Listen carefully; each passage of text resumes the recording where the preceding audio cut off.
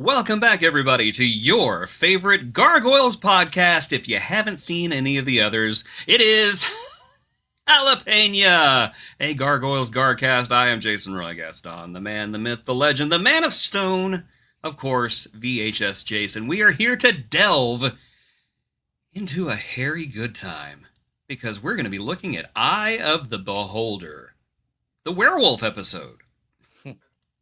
I've seen people, they either love this episode or they hate it. Tell you where we're at here in just a minute. Well, we open up this episode. David Xanatos proposes to Fox.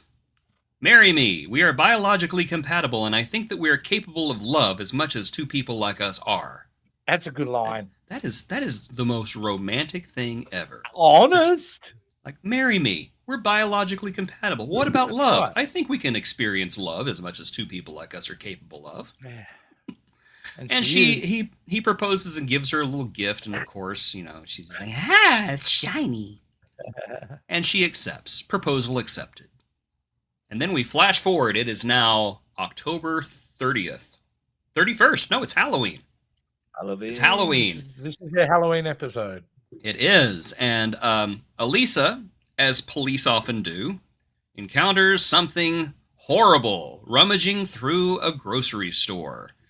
And first of all, it's who could this be? It's so hard to tell who the werewolf is. Just the nudity alone has me shocked. That it's just she appears topless in a lot of this episode. You see, very undisney-like boobies. Yes, you do. Very undisney-like. I just remember the first time I saw this and the wolf had the fox tattoo over her eye. My first thought was, really? I hope that's not going to be a mystery episode. I hope it's not, gee, I wonder who the werewolf could be. I'm like, it's got a fox tattoo over its eye. Thankfully, it's not. It's not a mystery episode. Yeah. It's not one like, who could it be? Because it's like, that's pretty bad. Who else has a fox tattoo on Gargoyles? There's only like two people who do. Oh, yeah, I'm not lying either. I'm not lying. I'm not going to tell you. Oh, so it's a person we haven't seen yet. You haven't met yet, no. So Fox comes in and, okay, she's a werewolf. Fox is a werewolf.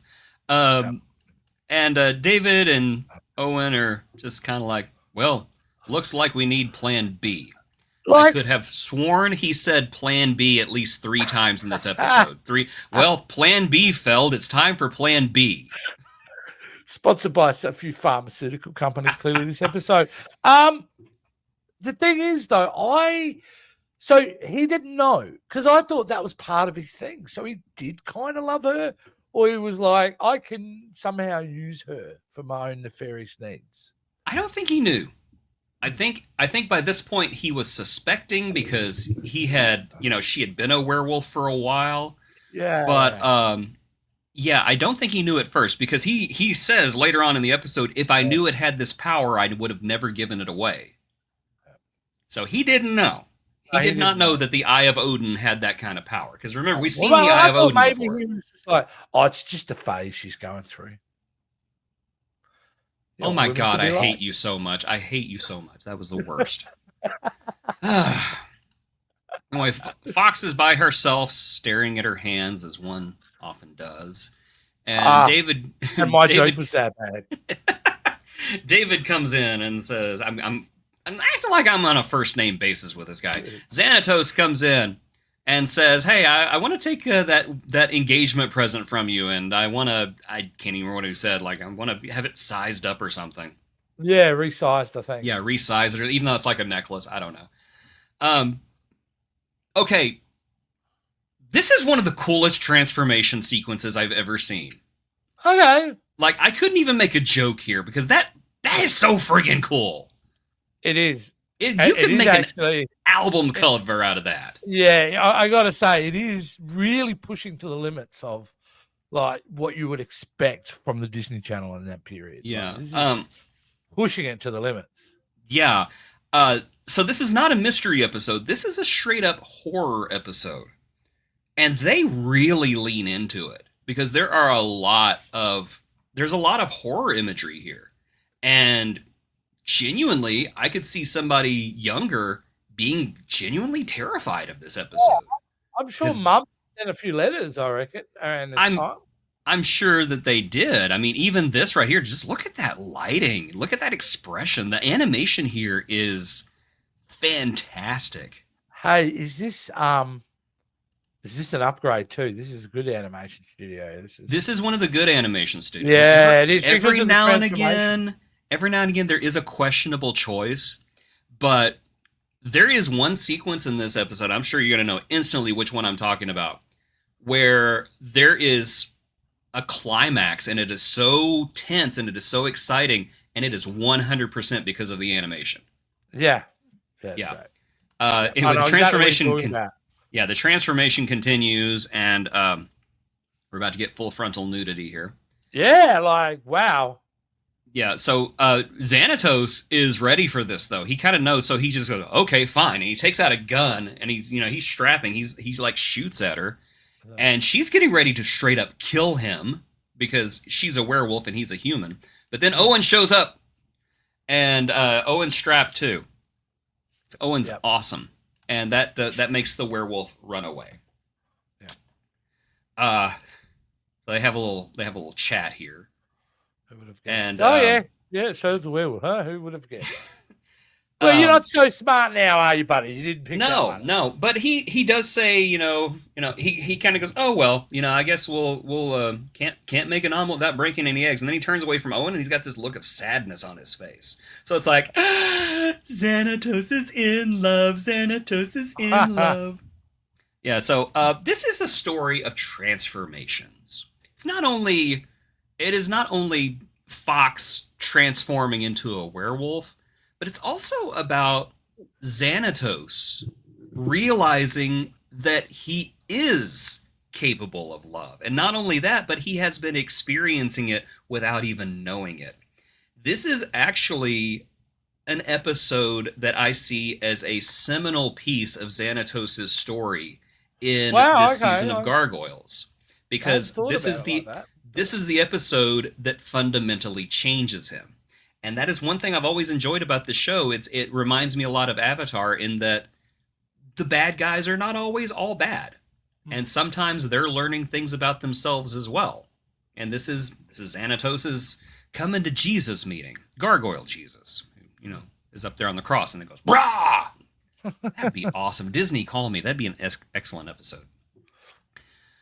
So Xanatos goes on a Predator 2 hike through a slaughterhouse, because of course he does, and he runs into Foxwolf again, and Foxwolf basically picks him up and chews on him.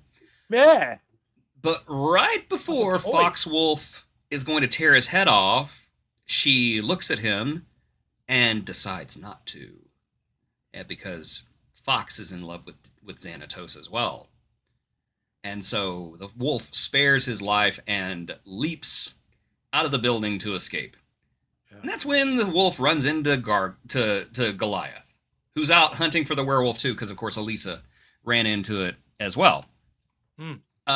This is also one of my favorite types of werewolf, and that's the one that goes from being like on 2 legs to 4 legs to 2 legs to 4 legs. I think that's really neat.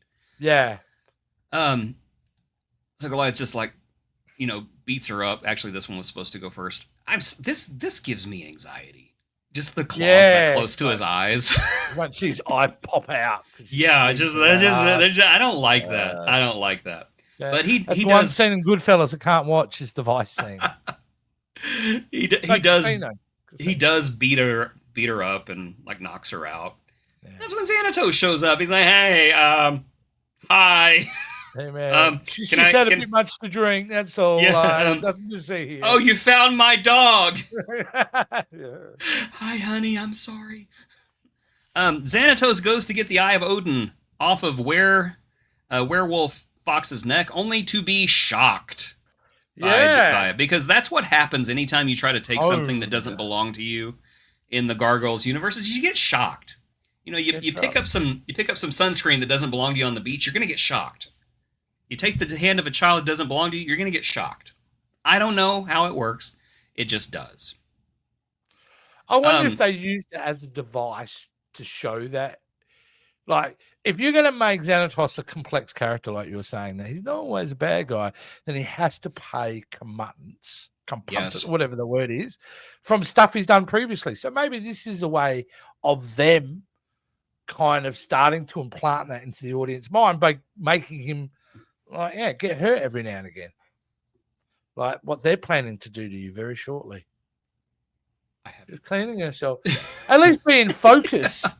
Please be in focus. Oh my goodness. But it's good. Yes, this is an episode that costs Xanatos. It costs him a lot. Yeah. And yeah. Before I continue with that thought, let's go into this next scene because this is where we see Xanatos pay a price. Because he goes back to the Erie building and he has a quick talk with Owen, saying, hey, maybe we should do this, maybe we should do this. But Goliath, knowing how full of crap Xanatos is, just shows up and is like, we're going to have a talk about this, all right? I'm not going to let you come up here and plot. Yeah. And that forces Xanatos to basically come clean and tell the truth, like the whole truth. And I like this scene because we know he's telling the truth here. There's no question about, is he really telling? No, we know he's telling the truth here because this is everything we've seen so far. And he asks Goliath for help. Hey, if you know what it's like to lose somebody, will you please help me? And then Goliath, at Elisa's behest, saying, no, he's going to screw you over. He always screws you over. Basically tells him to eat crap. And then says one of the coldest lines ever to him as he picks up Elisa and he just looks at Xanatos and he goes, it's not been a good night for you, has it? And then flies away. And I'm just like, oh. Yeah, it's harsh, Goodness. but kind of deserved. I mean, undoubtedly deserves. Yeah, no, you can understand Goliath's mindset at this particular time. Yes. And of course, it does cost Xanatos because he's bared his soul and he realizes my past transgressions are hurting me right now. And he has nobody to blame but himself. Yeah. Yeah. So I love the writing here. You watch this and you think, it's just a stupid werewolf episode. But no, there are like layers upon layers whenever you look at it. I have the hiccups, excuse me. Of course I have the hiccups. No, it's look, yeah. One of the things I wanted to bring up was like, who is this dude? Like, at some point I'm like, he is not acting like the dude I know. And then yeah. No, I think he's totally in character human in there. Yeah, he is a human being. As I told you at the beginning, I think that Xanatos is a true neutral here. And he's always been a true neutral, but now he has something that is kind of pushing him toward the side of angels. He has found that he is capable of loving somebody. Yeah. We get one of my favorite Easter eggs of all time, and that is no doubt. I love this so I think much. I put it in the thumbnail, I think. Yes, you did. It's a different cut. Yeah, it's she's literally wearing Belle's dress. Yeah. I just love it. Remember, we won an Oscar with this film. Yes. Oh, we just liked it. Yeah, it's a Beauty and the Beast story. Gargoyles is between these two. It's a Beauty and the Beast story. I respect that they just lent into it. Yeah. Look, we know what we got here. Let's just dress her as Belle. Yeah, and not only that, I don't know if you noticed, but we also got cameos from somebody dressed as Cinderella, somebody dressed as Ariel. Yes, I think we had Princess Aurora from Sleeping Beauty in there. Is very and there was a blink and you miss it moment where you see Donald Duck running toward the camera because you see duck legs and a little white butt running past the camera. So even Donald Duck showed up in this episode. Why not? Yeah, of course. If you're going to break the fourth wall, you might as well just do it. Yeah. So Goliath almost kills somebody in a werewolf costume, and then he starts feeling guilty. Not because he almost killed somebody in a werewolf costume, but because he left Xanatos in a lurch. And he has this conversation with Elisa. And I love this interaction between the two of them because Goliath realizes he can't deny who he is. even if And the somebody fact that she looks pretty darn nice in that dress. Yeah, she really does. He can't deny who he is. He's a helper. He's a hero. And I love that all Elisa does here is play devil's advocate and just say, well, yeah, but what about this? What about this? Yes, but he needs help. She needs help. And then she just kind of goes, you're going to help them, aren't you? And he just goes, yes. Yeah. And then again, in one of the most aura-farming moments ever, Xanatos was just standing in the shadows the whole time, just waiting for them to say they're going to help. Now, I just want to know, how long was he following them? Was he following them during this, just like criticizing the costume from the shadows, going, that's a bit on the nose, isn't it? I'm surprised she didn't come out and go, we have a restraining order against you. Yes. You're not supposed to be within 500 meters of us. Exactly. Do you have any idea how hard it was to get a restraining order with a gargoyle? The judge asked me, really? Like 6 times. But that moment is his weakest, isn't it? He is. He's at his weakest. He's basically at their mercy.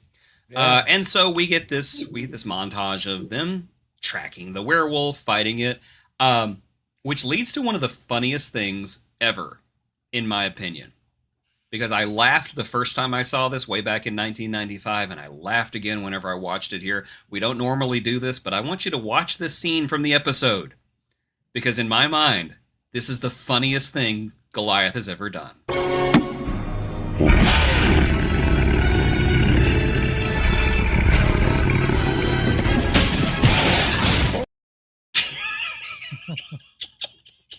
He made the right choice, though. I stand by the choice he made. He made the right choice. I just wanted to hear Jonathan Frakes' voice go, oh, come on! You could have grabbed both of us. You can throw a car. It's a great reaction by Xanatos. It really like is. The pure realization and horror that's about to befall him. it's pretty great. It's not only that, it's also an expression of just like, his feelings are hurt right there. Like, you did not! I love that. This show is so great. But like Goliath could have pushed her away and put one hand up and then started the battle. So, like, shout out to Goliath. Hey, you know what? If you, dude, I'm doing this. Like, you're on your own, buddy. Okay. This dude is 1,000 years old. He's one of the last of his species. His old girlfriend betrayed him and tried to kill him. Yeah. And this guy has basically been on his butt for 2 seasons now. He can be a little petty if he wants to. I think so. Yeah. I think so. Why not? He doesn't have to be there at all. Let him be petty. Exactly. And it's not unwarranted. I stand by that too. So Goliath goes up onto a rooftop to go catch Fox, and we get another moment that we never thought we'd see, and that is Elisa and Xanatos working together. Hey, take me up there. Do it right now. I trust you about as far as I can throw you. And he just kind of goes, I don't have time for this. And he grabs her and takes her up there. You know, good for them. Okay. Good for them. This climax scene is what I was talking about. And I'm sorry, this is fantastic animation because the music swells and this animation made for a weekday cartoon show on the Disney afternoon goes into slow motion as this werewolf leaps for Elisa, ready to rip her into teeny tiny pieces. Yeah. Only for Goliath to come in at the last minute and tackle the thing. And that's fantastic animation. Yeah. You know, I just also want to reinforce what you just said about the music swells. I mean, I never talk about Gargoyles, but man, the music's good for this show. It is. It's consistently high, orchestral high standard. So the Disney band was busy and they do a good job. They were, and I will also go on further to say that you hear the same music cues over and over again because that's just how cartoons were done back then. They had like 20 or 30 music cues and they would put them in wherever they fit. But the music for this show was done so well that so many selections of this music could be played over almost anything. And I think that this scene right here, because it does that that just it fits so perfectly. So Yeah. I don't know who the composer of this series was, but my gosh, good job. Yeah, it is, and it sells those moments too. Really helps sells those moments. Yes, it does. So Goliath and Xanatos pull the Eye of Odin off of Fox, and Fox turns back into a lady girl. Yeah, I know. Wow, and not only that, so we're going to make the other girl half naked by ripping her skirt off. Okay. I suppose you have to do something. This is. I don't mean this to sound sexist, but Elisa, nice legs. I gotta say. Yeah, but it's crazy. I mean, when you look at that shot, you go, "Wow!" You know the animators were like, "They are not going to let us get away with this. There's no way." I know. I'm honestly shocked at the things they got away with. Not only this, but there were like genuine moments that are just disturbing. I'm sorry, that looks like something that would come out of a Hellraiser movie. Yeah, like I can see these type of episodes triggering certain kind of parents. Yeah, me too. I can see where the letter campaign, they were all talking, at their coffee meetings, whatever. And did you watch that devil show last night with the demons? Oh, there was a naked lady on it. That would be enough, man. That would be enough. Start a whole movement. But it's a good episode, Jason. It is I think the more you look into it and you look at the theme of transformation, that this is such a multi-layered episode. You made me aware of things I wasn't aware of, actually. So you've actually made me appreciate the episode. I'm just that good. Let's wrap this thing up. Goliath tells Xanatos, "Give me the Eye of Odin, you douche. I don't trust you with it." And then again lays another banger of a line on him because Xanatos says, "Well, now you know my weakness." And then Goliath just says, "Only you could see love as a weakness." Who was writing this show for children? Yeah, that is so darn good. Because love makes people do incredible things in this episode. Yeah. And I guess it's no small secret now that Goliath and Elisa are in love. And I think that's kind of obvious. Yeah, I refuse to look up any fan animation of the show on Reddit because I will just leave it as is. I don't want to see anything else. Don't. Because if it's implied here, there is no implication on Reddit. It's just realized. Yeah, Rule 34 is a thing. Don't do it. Don't do it. Yeah. Owen shows up and good old Owen. He'll set it all he's straight. Such a good guy. So Owen is there to pick them up and says, he tells Xanatos, "You were looking very dashing today." And of course, Xanatos just goes, "A momentary lapse." But then, of course, Fox wakes up. Oh, dude. I was just about to applaud you for doing that running joke throughout this about who knew she was a werewolf. And then you pop that image up. I had to. I had to do at least one. But she, I'm sorry, these two are in love too. And it's not just, wouldn't it be fun if we got together and took over the world and killed all the gargoyles? No, they are genuinely in love with each other. Do you think he's suggesting, hey, tattoo removal's pretty common these days now? Nah, the tattoo makes her look awesome. Well, if you get rid of my Fox tattoo, who am I? Yeah, true. She becomes Barbara. Your name is Barbara. I don't know. No, we do learn her name later. Yeah, bad credit. Because we've actually met her dad, believe it or not. We have we? We have. We've met her. Well, we haven't directly met him, but we've been in the vicinity of him. So yeah, we've met her dad. Have to think about that. Yeah. Okay. And that's when Owen watches them go, and what kind of pay do you think this dude's getting? Not you'd have to enough. be 6 figures. Not enough. You'd at least whatever need he's 6 getting figures paid. for Not enough. that dude. No, I've told you, keep your eye on Owen. That's all I'll say. Keep your eye on Owen. Yeah. As a matter of fact, in the episode that we, there's an episode coming up soon where something happens and you're just like, what? As far as Owen goes, no. So you think I'm going to go what? Because the only time I go what is like, what does this show mean? I've been doing this show nearly halfway through its run. I still don't know. I understand what the title means. I promise that's going to. Okay, hold on. I'm going to tell you exactly. I'm going to tell you exactly when that's going to happen. I just. Okay, for my own sanity, because I'm just wondering if maybe I just hallucinated. Imagine we get to the end of the show. Let's see. There was no mention of that whatsoever. Ha! That's the joke. Okay, so we get a really good episode next called Vows. Okay, great. That's the wedding of David Xanatos. Oh wow! Spoiler alert, but yes. Well, I mean, come on, we know it's coming. He proposed in this episode. At this rate, I'm afraid of that episode because what they're showing, they'll end up showing us the honeymoon. Oh yeah. Disney don't care no more. And then we've got a 4-part episode, which we're going to watch all 4 parts because it's just... Oh, okay. That's fair. That's fair. I think that's fair. Where is it? If you're not sure what I think it's fair. All right. Anyway, okay. Go on. Episode 19. There we go. That's when you find out what it means. And we are currently on episode... this was episode 7.